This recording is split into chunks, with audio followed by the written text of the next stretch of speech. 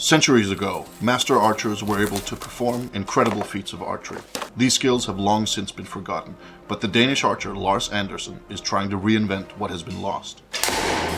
He uses forgotten historical methods and holds all his arrows in the same hand he shoots with. Once, this technique was widespread, and Assyrian artwork shows that the method is at least 5,000 years old.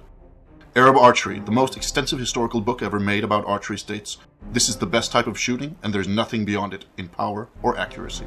Using this technique, Lars has set several speed shooting records and shoots more than twice as fast as his closest competitors. And being able to shoot fast is just one of the benefits of the method. But the big question is, why has it been forgotten today? About 10 years ago, Lars started using a bow. The arrows he carried in a quiver on his back. Surprisingly, the quiver turned out to be useless when it came to moving fast. The back quiver is a Hollywood myth and was not common in the past, but it is still spread all over the world. Why? Because modern archers do not move. They stand still, firing at a target board, something that was unknown in the past. These archers also started placing the arrow on the left side of the bow, just as archers do in movies. This is probably due to the fact that aiming at a stationary two-dimensional target makes you aim with one eye instead of two. This one-eyed aiming also led to bows with front sights and other technical gadgets, but that's another story. However, placing the arrow left around the bow is not good while you're in motion. By placing the arrow on the left side, your hand is on the wrong side of the string, so you need several movements before you can actually shoot. From studying old pictures of archers, Lars discovered that some historical archers held their arrows on the right side of the bow. This means that the arrow can be drawn and fired in one single motion, which is both faster and better. And this was not the only problem with archery today. Lars realized that what we thought was historical archery only works well for modern target archery and Hollywood films. If he wanted to learn to shoot like the master archers of old, he would have to unlearn what he had learned and start reading historical manuscripts instead. He would have to find his way back to a time when archery was simpler and more natural, exactly like throwing a ball. In essence, making archery as simple as possible. It is harder to learn how to shoot this way, but it gives more options, and ultimately, it's also more fun. A war archer must have total control over his bow in all situations, and must be able to handle his bow and arrows in a controlled way under the most varied of circumstances. The old manuscripts told Lars that master archers could shoot the bow with both hands and still hit the target, so he began practicing. It is also described that an archer in motion must be able to hit a blade so that the arrow splits in two parts, like this. Archers could also pick up enemy arrows and shoot them back, or grab arrows while on the move and fire them rapidly. There are even myths of archers who could grab an enemy's arrow and shoot it back at him.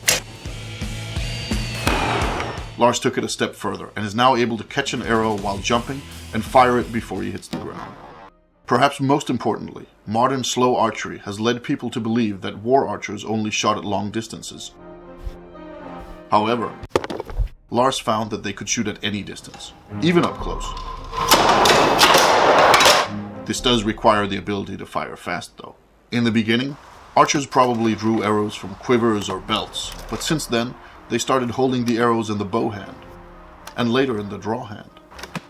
Taking it to this third level, that of holding arrows in the draw hand, requires immense practice and skill, and only professional archers, hunters, and so on would have had the time for it. When guns started replacing bows, this technique was forgotten, and the only reason Lars is able to do it is because he spent years practicing intensely. The hard part is not learning how to hold the arrows, but learning how to handle them properly, and draw and fire in one single motion, no matter what method is used.